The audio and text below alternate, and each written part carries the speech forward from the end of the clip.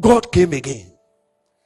1955, 56, 57, 58, 59, into early 60s in the UK.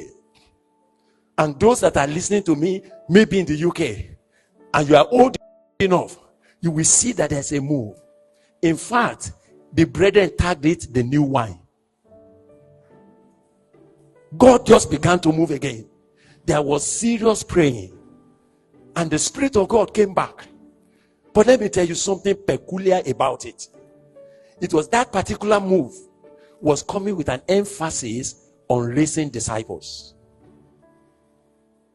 Oh, I want to tell you something.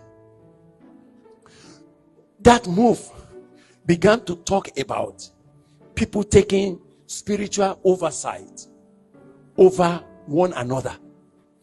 Sometimes they call it accountability partners, where people will call themselves apart and say, so tell us, how is your life? They will confess to one another and they will submit to one another. What we are trying to call floor group here, are you understanding, was supposed to have been like that. And then there will be a few persons who take spiritual oversight and takes it up to prayer. That was the move. Oh, it grew to a point where this oversight became what they call heavy shepherding. It became control. It became external control. You see, I have been struggling, Brother Dennis, when we began to use the word discipler.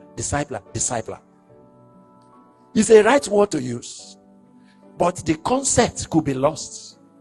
Because if a human being has not died to self and self-control, put somebody under him and say you are his discipler, what does he want to do now? He wants to control that person externally. He wants to impose himself on that person externally. He wants to say, Joshua, why did you go somewhere you didn't tell me? Who gave you permission to go? Is that how to be a disciple? If you're a correct disciple, you should have first of all talked to me, your discipler. Whatever you hear God say to you, he cannot bypass me to talk to you. I am the one to confirm whether God is speaking to you or not. That's the danger. When we do no longer recognize the grace that works internally, the grace that is able to make someone to grow and be submissive to God, and we think that we are in position to stand from outside and supervise him, not to be a helper of his faith, not to help him hear God better, but to take over from him and say, well, whatever God says to you, it stands suspended until it is confirmed. Confirmed by who? By another man? No! May it not come into this move.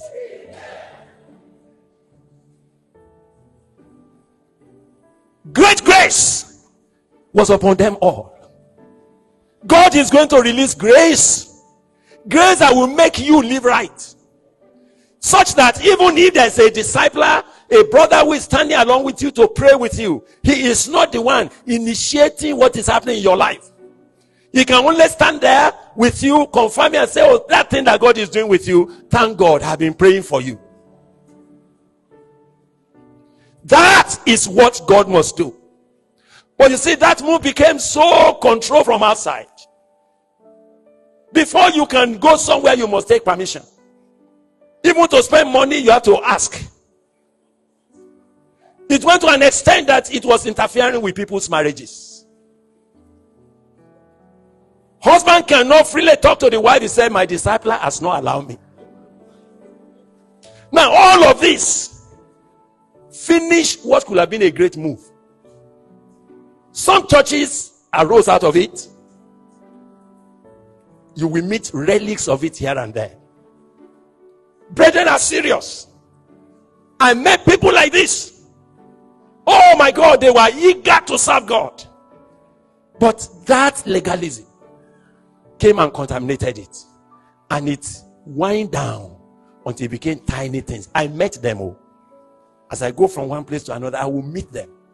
Whenever I talk of discipleship, they say, Gbile, are you talking of discipleship? That's what we were told. But we don't want it. Are you not talking of heavy shepherding? I say no. No. We're not talking of that. He said, no, don't bring that here. We're not interested. It created a bigger hindrance to the move of God, because people have seen something that was aberrated, that was truncated, and they are not ready to go that way anymore. I want to beg God that since the Holy Spirit has begun to speak about these times of refreshing, but he now said it will be that great grace will be upon them all.